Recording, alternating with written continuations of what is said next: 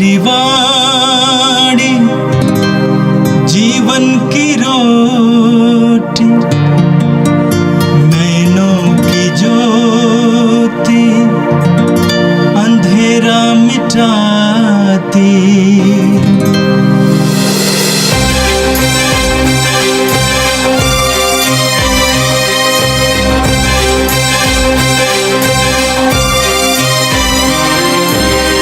प्रभु तेरी वाणी जीवन की रोटी, नैनों की ज्योति अंधेरा मिटाती। प्रभु तेरी वाणी जीवन की रोटी, नैनों की ज्योति अंधेरा मिटाती। वाणी वाणी वाणी वाणी वाणी पवित्र है, शाश्वत है, जीवन का मन्ना है। 12 मार्च शनिवार। पहला पाठ विधि विवरण ग्रंथ अध्याय 26 पद संख्या 16 से 19। मूसा ने लोगों से कहा, आज तुम्हारा प्रभु ईश्वर इन नियमों तथा आज्ञाओं का पालन करने का आदेश दे रहा है। तुम इन पर चलते रहोगे और सारे हृदय और सारी आत्मा से इनका पालन करते रहोगे। आज तुम्हें प्रभु से यह आश्वासन मिला है कि वह तुम्हारा अपना ईश्वर होगा, बशर्ते तुम उसके मार्ग पर चलो, उसके नियमों, आदेशों तथा आज्ञाओं का पालन करो और उसकी बातों पर ध्यान दो।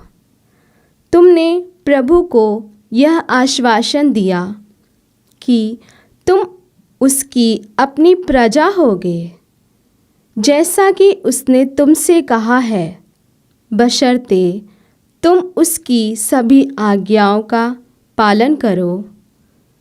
उसने जितने राष्ट्र बनाए, उन सब से अधिक वह तुम्हें सम्मान, ख्याति तथा महिमा प्रदान करेगा और तुम प्रभु की पवित्र प्रजा होगे, जैसा कि उसने तुमसे कहा है। यह प्रभु की वाणी है। संत मत्ती के अनुसार आज का पवित्र सुसमाचार अध्याय 5 वाक्यांश 43 से 48 तक। तुम लोगों ने सुना है कि कहा गया है, अपने पड़ोसी से प्रेम करो और अपने बैरी से बैर। परंतु मैं तुमसे कहता हूँ, अपने शत्रु से प्रेम करो और जो तुम पर अत्याचार करते हैं उनके लिए प्रार्थना करो। इससे तुम अपने स्वर्गिक पिता की संतान बन जाओगे, क्योंकि वह भले बुरे दोनों पर अपना सूर्य उगाता तथा धर्मी और अधर्मी दोनों पर पानी बरसाता है। यदि तुम उन्हीं से प्रेम करते हो जो तुमसे प्रेम करते हैं, तो पुरस्कार का दावा कैसे कर सकते हो? क्या नाकेदार भी ऐसा नहीं करते? और यदि तुम अपने भाइयों को ही नमस्कार करते हो, तो क्या बड़ा काम करते हो? क्या गैर यहूदी भी ऐसा नहीं करते?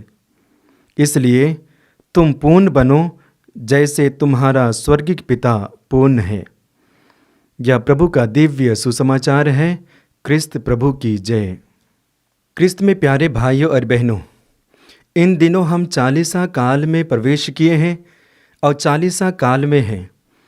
और ये चालीसा काल के द्वारा हम अपने आप को तैयार कर रहे हैं, अपने आप में शुद्ध और नवीनीकरण करने का प्रयास और प्रयत्न कर रहे हैं। और इसके लिए पाठ के जरिए हमें संदेश मिलता है, मार्गदर्शन मिलता है। और कहा जाए तो वचन के जरिए प्रभु हमसे बातें करते हैं कि हमें कैसे आचरण करना चाहिए, किस प्रकार हमारा व्यवहार होना चाहिए।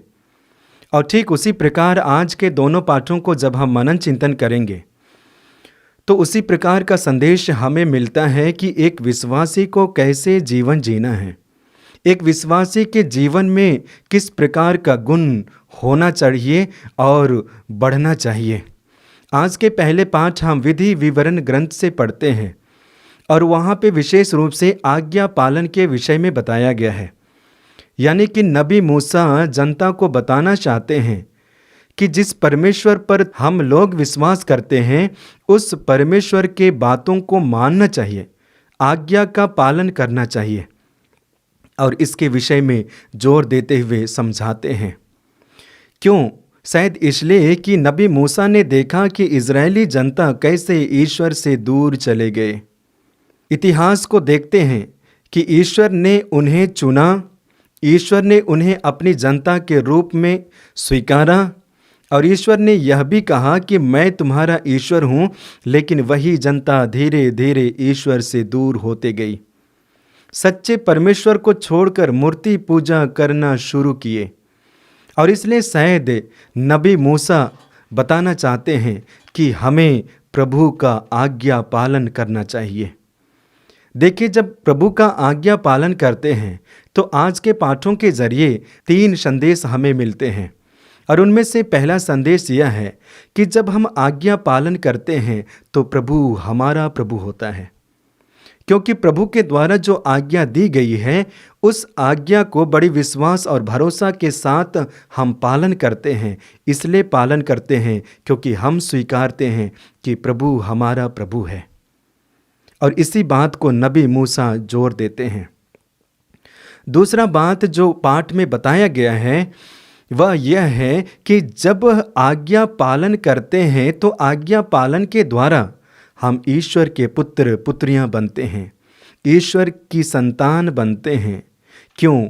क्योंकि परमेश्वर ने जो आज्ञा दिया है उस आज्ञा को पालन करते हुए हम अपने आप को इस तरह ढालते हैं मानो ईश्वर हमें चाहते हैं जैसा व्यवहार करने के लिए, वैसा ही हम अपने आप को ढालते हैं।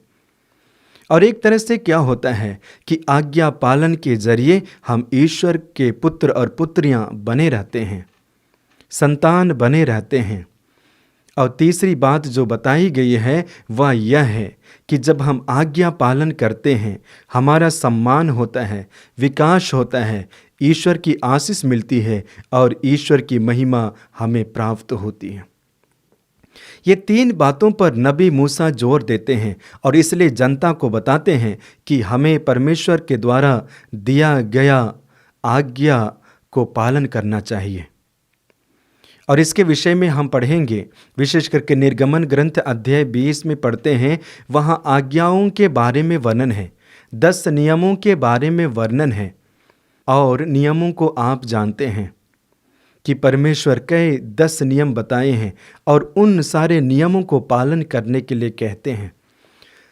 तो आज के पाठ के माध्यम से नबी मूसा भी बताना चाहते हैं कि विश्वासी प्रभु के भक्त परमेश्वर के इन्हीं नियमों को पालन करें, चरितार्थ करें और इसके द्वारा हम अपने आप में शुद्धता, अपने आप में पवित्रता लाते हैं। आज जब हम संसार में देखते हैं या विश्वासियों के जीवन में देखते हैं, हमारे जीवन में भी हम देखते हैं, नियमों को जानते हैं, नियमों के विषय में सुनते हैं, नियमों के विषय में पढ़ते हैं, लेकिन उसे पालन करने में चूक जाते हैं और इसके द्वारा हमारी ही हानि होती है। हम ईश्वर से दूर जाते हैं, हम ईश्वर से वंचित होते हैं, हम ईश्वर की कृपा को प्राप्त नहीं कर पाते हैं और जिसके वजह से हम अपने आप को विनाश करते हैं। और इसलिए आज नबी मूसा के द्वारा संदेश है कि प्रभु के नियम को पालन करें। जो प्रभु के नियम को पालन करता है वह परमेश्वर से जुड़ता है, वह ईश्वर से जुड़ता है और सदा प्रभु के साथ रहता है। तो आज हम इस संदेश को स्वीकार करते हैं कि जैसे जैसे हम अपने दैनिक जीवन में जीवन यापन करते हैं, हमारे जीवन में महत्वपूर्ण स्थान आज्ञा पालन होना चाहिए। जब आज्ञा पालन करते हैं तो हम परमेश्वर के साथ होते हैं। ठीक उसी प्रकार ख्रिस्त में प्यारे भाइयों और बहनों, आज के पाठों से जो दूसरा बिंदु पर मनन चिंतन करने के लिए कलीसिया बताती वह प्रेम है। प्रभु यीशु मसीह शिष्यों को बताते हैं कि हमें शत्रुओं को प्यार करना चाहिए। प्रभु यीशु मसीह बताते हैं शत्रुओं को प्यार करो, उनके लिए प्रार्थना करो, आशीर्वाद मांगो। ये शिक्षा सबसे कठिन है, जटिल है, लेकिन आसान भी है जब हम प्रभु से जुड़ते हैं। प्रभु के जीवन को देख लीजिए, शुरू से अंतिम तक प्रभु के जीवन में हम देखते हैं कई विरोधी हुए। प्रभु यीशु मसीह बपतिस्मा लेने के बाद जब गांव-गांव जाते हैं, शहर-शहर जाते हैं और ईश्वर के राज्य के बारे में बताते हैं, उनमें से कुछ लोग स्वीकारते हैं और स्वीकार नहीं भी करते हैं। और जो प्रभु को स्वीकार नहीं करते हैं, प्रभु के विषय में षड्यंत्र रचते हैं कि प्रभु को कैसे विनाश करें, प्रभु को कैसे मारे, प्रभु को कैसे इल्जाम लगाए विरोधी। लेकिन प्रभु उनके लिए षड्यंत्र नहीं रचते हैं, बल्कि उन्हीं से प्यार करते हैं। ठीक उसी प्रकार आगे देखिए, विशेष करके जब प्रभु यीशु मसीह गिरफ्तार किए जाते हैं, गिरफ्तार होते हैं, उनके साथ कितना अत्याचार किया जाता है। कोड़े लगाए जाते हैं, शरीर में भाले और कीले ठोके जाते हैं, क्रूस पर चढ़ाए जाते हैं। चढ़ने के बावजूद भी उनके शरीर को भाला मारा जाता है। इतना ही नहीं, लोग अपमान करते हैं, हंसी मजाक उड़ाते हैं। इतने होने के बावजूद भी उन सारे विरोधियों और शत्रुओं को प्रभु शत्रुओं की तरह, विरोधियों की तरह नहीं देखा, बल्कि अपने भाई और बहन की तरह देखा। और इसलिए हम उन प्रभु यीशु मसीह के उन शब्दों को याद करते हैं जहाँ पे प्रभु कहते हैं, हे पिता इन्हें क्षमा कर, क्योंकि ये नहीं जानते कि ये क्या कर रहे हैं। प्रभु का यह वचन क्या दर्शाता है? अपने दुश्मनों के प्रति, अपने लोगों के प्रति एक गहरा प्यार है, उसको दर्शाता है। प्रभु यीशु मसीह ने सारे कार्यों को करके दिखाया और आज बताते हैं, जैसा मैंने तुम्हारे साथ किया तुम भी वैसा ही करो। अर्थात अपने दुश्मनों को प्यार करो, अपने विरोधियों को प्यार करो, उनके लिए प्रार्थना करो, आशीष मांगो, ये प्रभु कहते हैं। इसलिए मैं समझता हूँ कि हम विश्वासियों के लिए, हम भक्तों के लिए हमारे जीवन में कोई विरोधी नहीं होना चाहिए, कोई शत्रु नहीं होना चाहिए। यदि शत्रु भी है, वे हमारे अध्यापक हैं। यदि विरोधी है, वे हमारे टीचर्स हैं, क्योंकि हमें बताते हैं हमें कैसे चलना है, हमें कैसे रहना है। लेकिन हम मनुष्यों का स्वभाव देखिए, जीवन में, दिन में, समाज में कितने विरोधी होते हैं, क्योंकि हम बनाते हैं, हम चाहते हैं कि हमारा विरोधी हो और इसलिए हमारे विरोधी होते हैं। प्रभु यीशु मसीह क्या यह कथन जब हम आत्मसार करते हैं, संपूर्ण संसार में मित्र ही मित्र, भाई और बहन दिखाई और नज़र देते हैं। आज हमें ऐसे माहौल बनाने की आवश्यकता है। आज जब हम संसार में देखते हैं, संसार में कितने सारे लोग हैं और कितने सारे लोगों में कितने सारे विरोधी भी हैं, दुश्मन भी हैं, एक दूसरे के साथ रह नहीं पाते हैं, एक दूसरे के साथ बोल नहीं पाते हैं, एक दूसरे के साथ चल नहीं पाते हैं, इतने कट्टर, इतने कट्टर। और ऐसे परिस्थिति में प्रभु कहते हैं, नहीं, तुम विश्वासियों को, हम विश्वासियों को दुश्मनों से प्यार करना है, उन्हें स्वीकारना है, उनका सम्मान करना है। और इसलिए हम वचन में पढ़ेंगे रोमियों के नाम पत्र अध्याय 12 वाक्य 20 में, यदि आपका शत्रु भूखा है तो उसे खिलाएं, और यदि वह प्यासा है तो उसे पिलाएं, क्योंकि ऐसे करने से आपके सिर पर जलते अंगारों का ढेर लगाएंगे। पुनः मैं इस वचन को दोहराता हूँ, रोमियों के नाम पत्र अध्याय 12 वाक्य 20 में पढ़ते हैं, यदि आपका शत्रु भूखा है तो उसे खिलाएं, और यदि वह प्यासा है तो उसे पिलाएं, क्योंकि ऐसे करने से आप उनके सिर पर जलते अंगारों का ढेर लगाएंगे। यानी कि तुम्हारा शत्रु जो भूखा है, प्यासा है, उसे खिलाएं, उसे पिलाएं। जब हम खिलाएंगे, पिलाएंगे तो वो शत्रुता मिट जाएगी, और प्रभु यही चाहते हैं कि हम ऐसा ही करें। आगे हम वचन में पढ़ेंगे, पेतरुस के पहले पत्र अध्याय 3 वाक्य 9 में पढ़ते हैं। वहाँ पे पेतरुस बताना चाहते हैं कि आप बुराई के बदले बुराई ना करें और गाली के बदले गाली नहीं दें, बल्कि आशीर्वाद दें।